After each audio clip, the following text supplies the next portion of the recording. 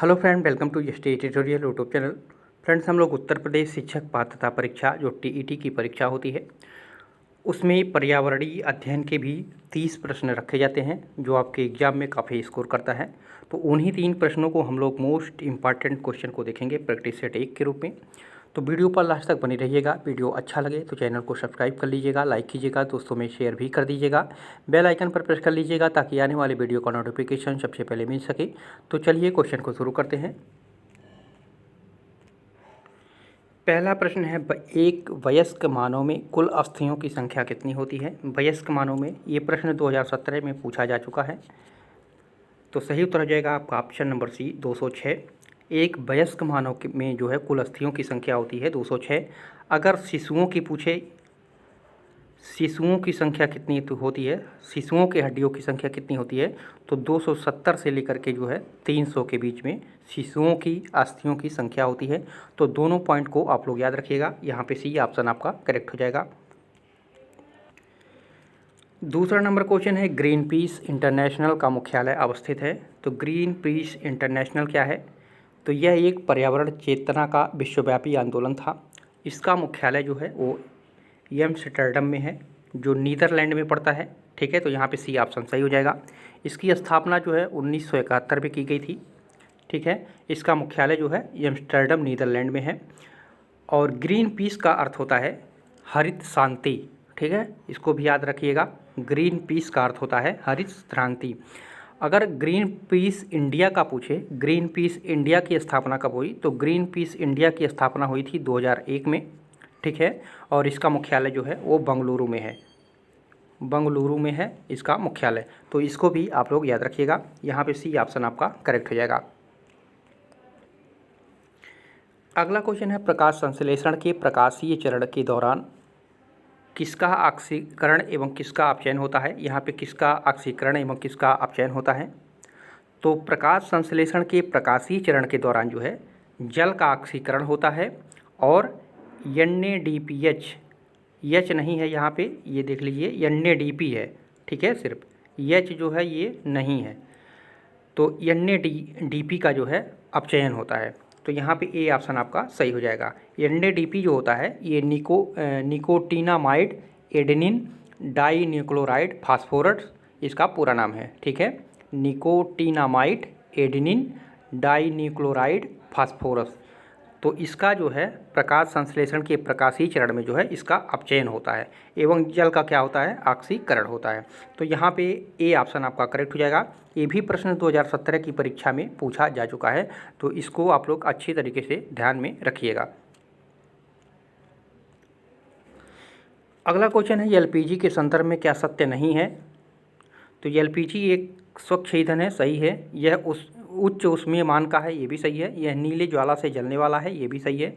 यह मीथेन उत्सर्जन करने वाला ही, ये गलत है। मीथेन कौन उत्सर्जित करता है? प्राकृतिक गैस उत्सर्जित करती है, इसको भी याद रखिएगा। मीथेन जो है ये प्राकृतिक गैस उत्सर्जित करती है।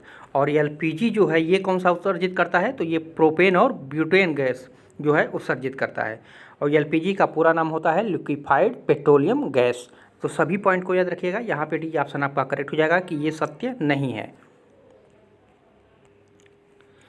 अगला क्वेश्चन है, द ओरिजिन ऑफ स्पाइस प्रजातियों की उत्पत्ति एक रचना है, ये एक पुस्तक की नाम है। इसकी पुस्तक की रचना कौन है?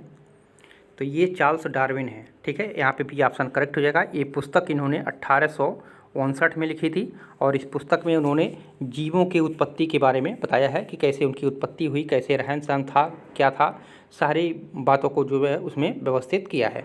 तो यहाँ पे ऑप्शन नंबर बी आपका सही हो जाएगा। अगला क्वेश्चन है, निम्नलिखित पराबैंगनी किरणों में से कौन सा अधिक हानिकारक है? अल्ट्रावेव ए, बी, सी, ये तीनों जो है पराबैंगनी किरणें हैं, लेकिन जो अल्ट्रावेव सी होता है ये सबसे ज़्यादा हानिकारक होता है क्योंकि ये वातावरण में रुक जाता है। ठीक है, वातावरण में रुक जाता है, इसलिए इसको सबसे हानिकारक माना जाता है। हानिकारक तो तीनों हैं, लेकिन सबसे अधिक हानिकारक जो होता है वो अल्ट्रावेव सी होता है। तो यहाँ पे ऑप्शन नंबर सी आपका सही हो जाएगा। अगला क्वेश्चन है, निम्नलिखित में से कौन सा जैवमंडल का अजैविक घटक नहीं है? पूछा है, अजैविक घटक नहीं है। ठीक है, तो कवक जो है ये जैविक घटक होता है। जैविक ठीक है। जैविक घटक में कौन कौन से आते हैं? पेड़ पौधे, जीव जंतु, कवक, ये सभी जो है जैविक घटक में आते हैं। और अजैविक घटक में जिसमें जो है जान नहीं रहता, जैसे स्थल मंडल, वायुमंडल, जल मंडल, ठीक है। खनिज पदार्थ जो होते हैं, जैसे कुछ गैसें होती हैं, तो इसमें प्रोटीन, मृदा, फास्फोरस, ये सब किस में आ जाते हैं? खनिज तत्वों में आ जाते हैं, तो वो अजैविक में हो जाएगा, ठीक है। और कवक जो है ये जैविक में हो जाएगा। तो यहाँ पे अजैविक घटक नहीं है पूछा है, तो यहाँ पे सी ऑप्शन आपका सही हो जाएगा। अगला क्वेश्चन है, गिर शेर परियोजना अवस्थित है। तो गिर शेर परियोजना कहाँ पे है? तो ये गुजरात में है, ठीक है। यहाँ पे ए ऑप्शन आपका सही हो जाएगा। इसकी स्थापना जो है 1965 में हुआ था। और एशिया में सिंहों का एकमात्र निवास स्थान माना जाता है गिर शेर परियोजना, जो गुजरात में स्थित है, ठीक है। तो यहाँ पे ऑप्शन नंबर ए आपका सही हो जाएगा। अगला क्वेश्चन है, भारत में निम्नलिखित में से कौन सी एजेंसी मुख्य रूप से प्रदूषण के मापन से संबंधित है? प्रदूषण के मापन से संबंधित है कौन सी एजेंसी? तो यहाँ पे आपका सही हो जाएगा ऑप्शन नंबर बी, केंद्रीय प्रदूषण नियंत्रण बोर्ड, ठीक है। इसी के द्वारा जो है प्रदूषण की सारी समस्याओं का समाधान किया जाता है। और इसकी स्थापना जो हुई थी 1974 में इसकी स्थापना की गई थी। तो यहाँ पे ऑप्शन नंबर बी आपका सही हो जाएगा। अगला क्वेश्चन है, कोटोपेस्की एक जागृत ज्वालामुखी है जो अवस्थित है। तो ये कहाँ पे है? तो ये एंडीज़ में ही स्थित है, ठीक है। तो अगर देखा जाए तो कोटोपेस्की पर्वत असल में पर्वत ने होकर एंडीज पर्वत श्रृंखला में आने वाला विश्व का सबसे ऊंचा एक सक्रिय ज्वालामुखी है, एक जागृत ज्वालामुखी है, जो कि दक्षिण अमेरिका के जो है इक्वाडोर में स्थित है। और इसकी ऊंचाई लगभग जो है 5897 मीटर है, ठीक है। तो ये एक जागृत ज्वालामुखी है, या कह सकते हैं कि एक सक्रिय ज्वालामुखी है। और ये जो है इक्वाडोर, अमेरिका के इक्वाडोर में स्थित है। और ये एंडीज पर्वत की श्रृंखला में स्थित है, ठीक है। तो यहाँ पे ऑप्शन नंबर सी आपका सही हो जाएगा। कभी कभी ऐसे डायरेक्ट पूछ लेता है कि ये किस देश में स्थित है? तो ये अमेरिका के इक्वाडोर में स्थित है, ठीक है। तो सभी पॉइंट को आप लोग याद रखिएगा। अब विश्व का ये सबसे ऊँचा माना जाता है।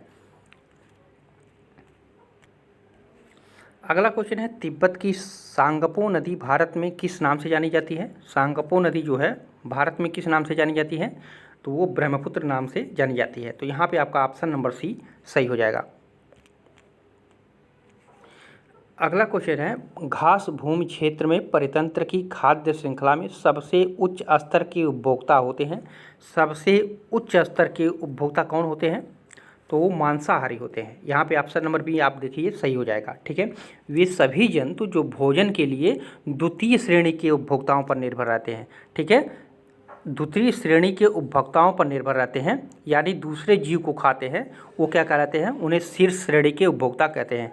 जैसे बाज हो गया, गिद्ध हो गया, शेर हो गया, भालू हो गया, ये सभी जो है उच्च स्तर के उपभोक्ता माने जाते हैं। तो इन सब का भोजन क्या होता है? प्राथमिक स्तर के जो जीव होते हैं उनको खाते हैं, जैसे हिरन हो गया, खरगोश हो गया, ठीक है। तो इन सब को खा करके अपना जो है भूख मिटाते हैं, तो उनको जो है उच्च स्तर के उपभोक्ता कहते हैं, मांसाहारी को। तो यहाँ पे ऑप्शन नंबर बी आपका सही हो जाएगा। अगला क्वेश्चन है, वायुमंडल का प्रमुख स्तर जो पृथ्वी तल के नज़दीक है। वायुमंडल का प्रथम स्तर जो पृथ्वी तल के नज़दीक है, तो पृथ्वी तल के सबसे नज़दीक कौन है? तो क्षोभ मंडल है, ठीक है। मान लीजिए पृथ्वी है, तो उसके बाद आता है क्षोभ मंडल, ठीक है। उसके बाद आता है आपका समताप मंडल, उसके बाद आपका आता है मध्य मंडल, उसके बाद आता है आयन मंडल, ठीक है। तो सबसे नज़दीक पूछा है, तो यहाँ पे क्षोभ मंडल आपका हो जाएगा, बी ऑप्शन सही हो जाएगा। अगला क्वेश्चन है, सारिस्का राष्ट्रीय उद्यान अवस्थित है। सारिस्का राष्ट्रीय उद्यान ये कहाँ पे है? तो ये राजस्थान में, ठीक है। राजस्थान के अलवर ज़िला में जो है ये सारिस्का राष्ट्रीय उद्यान स्थापित है।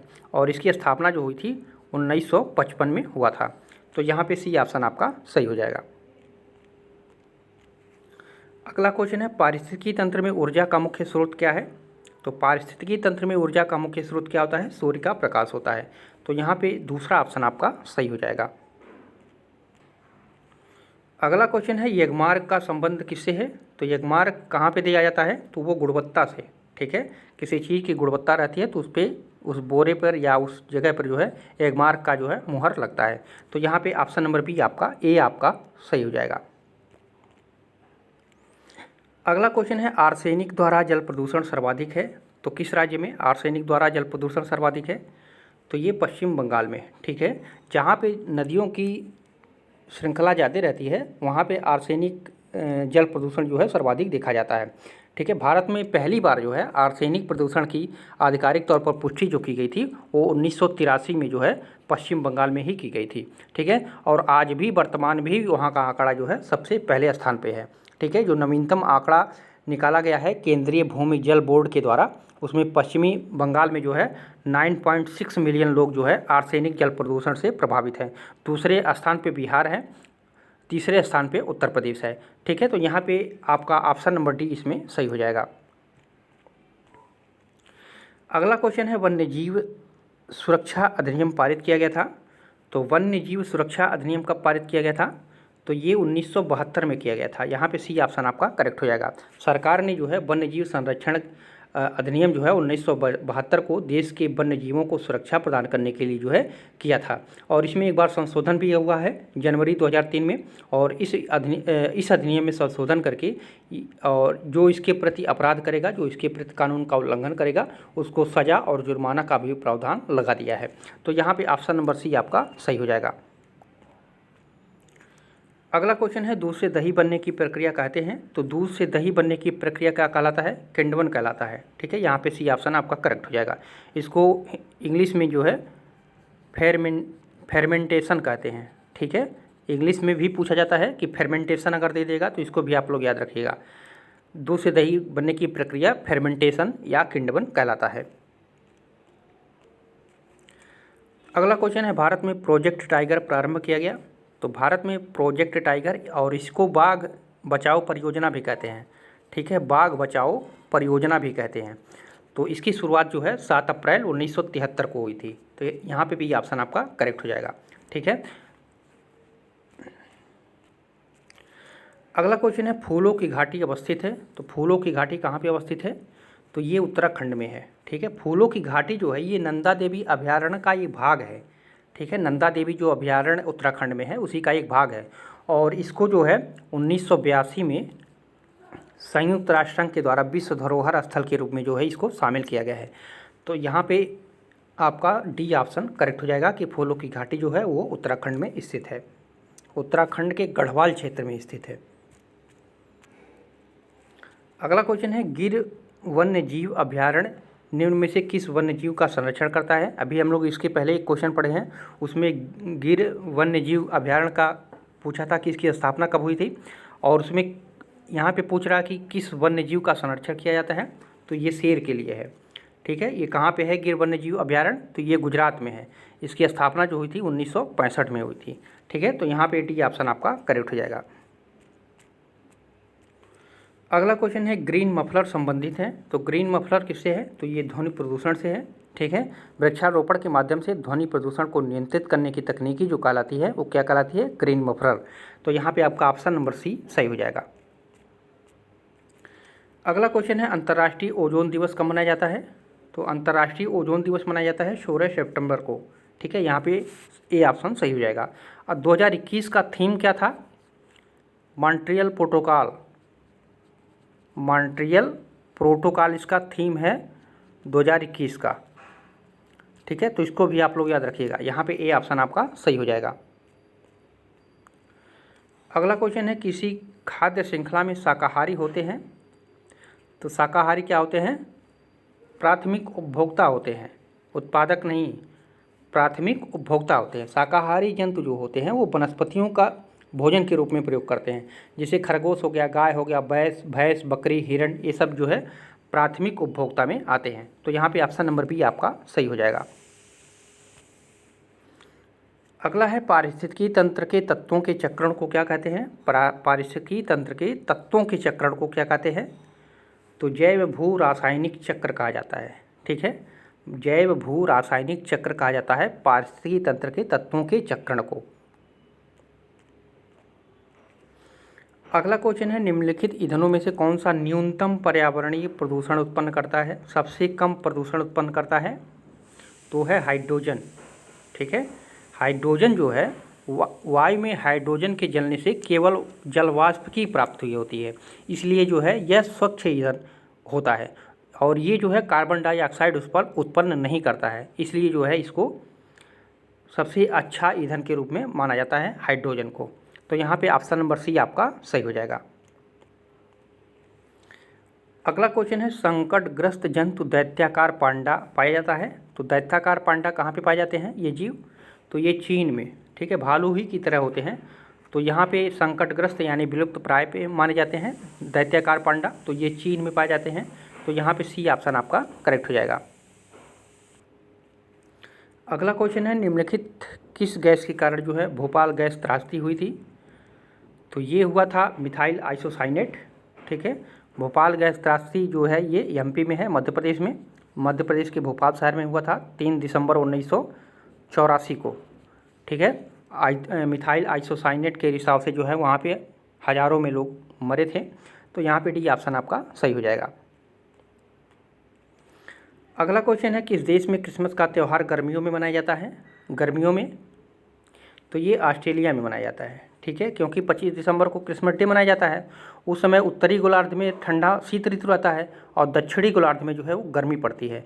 तो ऑस्ट्रेलिया हो गया, न्यूजीलैंड हो गया, ठीक है, इन जगहों पर जो है क्रिसमस डे जो है गर्मियों में मनाया जाता है। तो यहाँ पे सी ऑप्शन आपका करेक्ट हो जाएगा।